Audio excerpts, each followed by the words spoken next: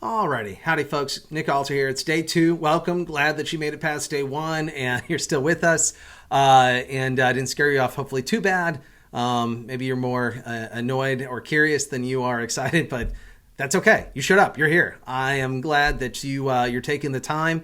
And so we want to get into this idea, this concept of what we mean as being something that's uniquely better. So there's kind of two in our world here at Founder's Best Friend. Anything that we take to market, any offering can basically start with, we break it into pieces of significance, if you will, right? There is what about the offering is uniquely better, and then what is your guaranteed outcome?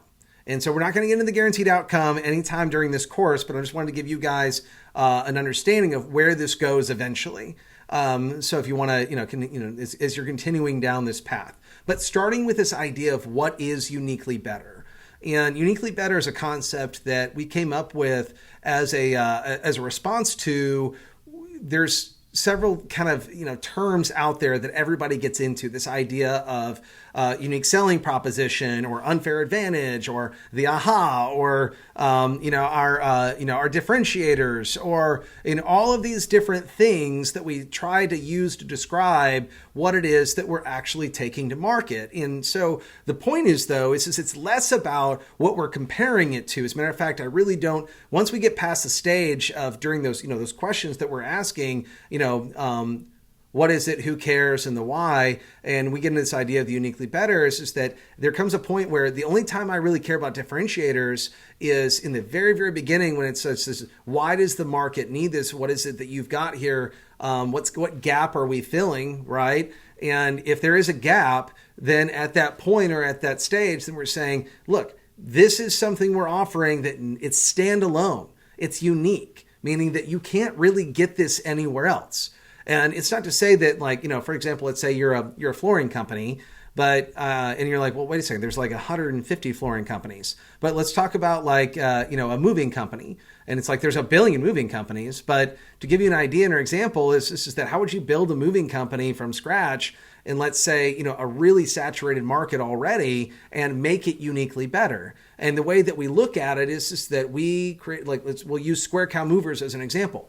When we helped build or develop Square Cow Movers back in 2008, 2009, we were looking at what makes their approach uniquely better. What were they actually offering? And again, what we were offering, turns out it wasn't about being a moving company. Turns out that what the market really needed, that nobody else was offering, was they needed a manners company that was also solving the same logistics problem that all these moving companies were solving, right? And so it was less about being, it was a matter of, it wasn't about being cheaper that we really needed to address. It wasn't about that we were necessarily faster. It wasn't even necessarily that it was easier, although maybe this ties into what's easier, but really fundamentally is figuring out this idea of what made us uniquely better, meaning that all alone, standalone, all on its own, it is something that nobody can get anywhere else. They can only get from us. At least that's the perception, right? Because let's face it, reality is 100% of what is perceived.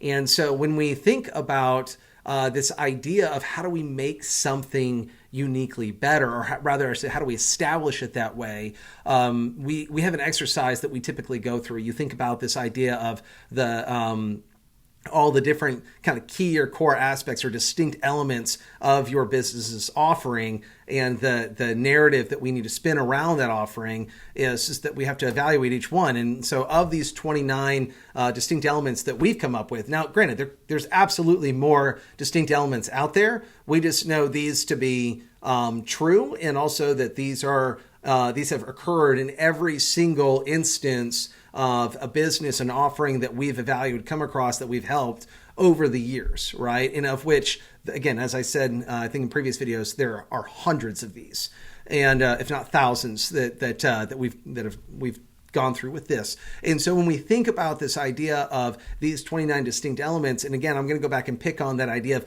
faster, cheaper, and easier, okay, is that those are 3 of those 29 elements. I'm not going to get into all 29. I'm just going to use those for now, and then we can talk about how to get access to the rest of them. But the idea here is that we look at when we're talking evaluating each of these elements, we've come up with a kind of a 4-tier system to help us better start angling in on what's uniquely better about our offering. And so we take, let's just say 3 of these as examples of those 29, and we take each one, let's take faster as an example, and we're going to go through a list, and we're going to say, okay, is our offering, is it faster? First, and then we just answer the question, yes or no. Yes, it's faster. No, it's not. Then anything, than anything else that's out there, that's what matters. And that's what people care about. And so we think about, and we go through that lens of, we asked those questions earlier, right? The what, the who, and the why. And we're using the answers to those questions kind of as a lens by which we say, okay, is faster, first of all, does that matter? Is that applicable to our offering? Yes or no?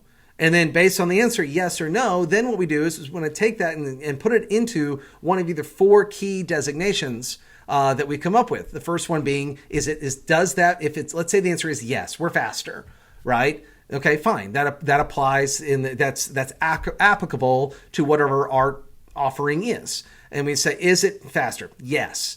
Okay, then my first question is does that mean, or does that make it magnetic?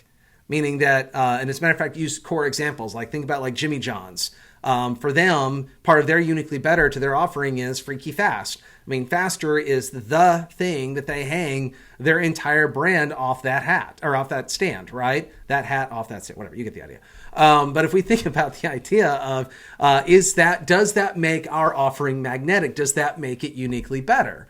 Right? And what we mean by magnetic, when something's magnetic, we describe that as something that gets the customer through the door. Okay? And so meaning that, and potentially, and maybe even carry them all the way through to close, meaning to actually getting the sale. And so we're saying, does this make that magnetic? That's thing one. Now the thing is, it's like, no, that's not really important. That's not the thing that's going to attract them into the door, but it does make it strong, meaning that it's solid and reliable to our offering. And we say that these elements, things that are strong, they're not the door kickers or the thing that actually drags things through the door necessarily, but they do convey what we call confidence and competency. They're foundational elements. They're the things that they will absolutely help see us get across the finish line and help see something sold, okay? And they're always going to support what's magnetic. So question is, for already so far, we're trying to figure out and evaluate, is our offering and again, we're going to go through 29 of these different elements that we've come up with. Again, you might have more that say, no, we need to add blank and blank and blank and blank. Fine, but we say, okay, is it faster? Yes or no? Yes, no. Yes, it is. We've decided that already. Does that make it magnetic? Well, I'm Jimmy John, so absolutely yes. Let's say I'm a car dealership. It's some kind of, sales thing, and it's like new car deals. Well, faster is important. It's strong. Like, we're fast, but that's not really what people come to us for. Fine. Okay. So be it. Right. So then we say, fine, but that's strong. It's important that we at least, we're able to tout that, versus, is it weak? Okay. So that's the third designation. It might be magnetic, it might be strong, or it might be weak. Weak doesn't necessarily mean bad. In our case, it's not even necessarily, it's just that, it just may not even apply. Right. And so it could be that, in this case, like faster, it's like, yeah, it doesn't really matter to anybody that we're faster. And at least we don't think so. And frankly, we're not. And we're pretty weak at that. That's not something that we've ever really addressed. And it's not really what makes our offering compelling. It's not what makes it uniquely better. It's not even what we think we care about, our audience cares about. So therefore, like, we don't even really address it, at least not yet. Or rather, it may be there's just like, I hadn't even thought about this. I don't know. It could be. I just hadn't really thought about that. So that's what we mean by weak. And again, it doesn't mean we shouldn't eventually address it. It's just right now, especially as we're getting started, that's not what's really important in the moment. So in that case, we just say, fine, no, this is weak, and it's not going to be part of our narrative. It's not, and frankly, our audience is going to be apathetic towards this anyways. And so we move on, right? So we just designate it as weak, and we're going to have several of those of the 29 elements. I mean, it's very rare for us to have at least, there's not at least like 3 to 8 of them that aren't necessarily weak. If not, it could be even more. I think if it's over 10, we probably need to slow down and actually look at, and probably need to address some things. I mean, like, wait a second, why are all of these different elements weak? So just something to be mindful of. And we're just acknowledging them, set them aside. We'll move on. Don't let them slow you down. Okay. The last one designation that you might wind up finding yourselves in is what we call objectionable. The designations we actually care the most about when we're talking about building our uniquely better narrative is either going to be magnetic or objectionable, right? And so really objectionable means it starts as an obstacle, meaning like, hey, is this faster? Yes or no? No. So does that make this objectionable? Yes. That's a problem. Like, it's like, yes, we take 2 hours to make sandwiches. That would be a huge problem. And you say, okay, but how do we take this and how do we convert that objection into an opportunity, right? And there's a lot of examples out there of companies that have taken what was initially not just a weakness, but an objection. It was something that people were like, oh, yeah, this isn't the way of me. Like, I'm not going to buy this. I don't like because of X, right? And so what you need to do from a fulfillment standpoint, an offering standpoint, is look at whatever it is you're bringing to market and say, okay, this is an objection. We have to address it. And we have to address it not only within our fulfillment, but also within our narrative, and say, okay, and sometimes, I think it's Malort, is the name, is it Malort? Yeah, that's the name of the liquor company I think they're out of Chicago or something. And I love their tagline. They said, don't enjoy, responsibly, right? And so, like, they know full well that the taste of what they're bringing to market is awful. And they're like, yeah, we recognize that most people do not like the taste of our alcohol. Fine. And so what they've done, though, is they've actually addressed, in a market standpoint, from a narrative standpoint, though, they still exist. They still have a presence, and people still buy their offering, and they had to figure out why, right? And so they had to figure out what it is about their offerings that makes it uniquely better, that is attractive. And they then just embraced that. They just went ahead and faced this head on. Which to them, taste is one of their 29 elements, or maybe it's their 31st or whatever the number is. I don't even know if it's in the 29. I'm thinking off the top of my head, but think about it. It's just like they were like, okay, this is something that's objectionable. We need to address it, and how do we turn it into an opportunity? Okay.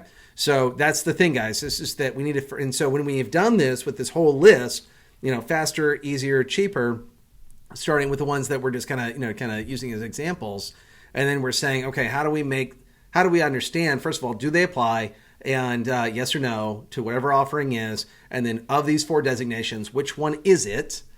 And then how do we actually weave that back into our narrative? So, all right. So those are your. This video went a little bit longer than I was expecting or anticipating, but whatever. I wanted to give you guys all that info, that rundown, and really get you guys on the right track, because Uniquely Better is one of the, as I said, it's the first of, and it's one of the 2 primary platforms on which your entire offering is built. Okay? So, again, as always, questions, comments, concerns, hopes, dreams, aspirations. We've got the chat in the community platform that you have access to. So just go there, and if you have whatever questions you got. Okay. We'll talk to you soon. Looking forward to day 3. Thanks, guys. Glad you're here. We'll see you tomorrow.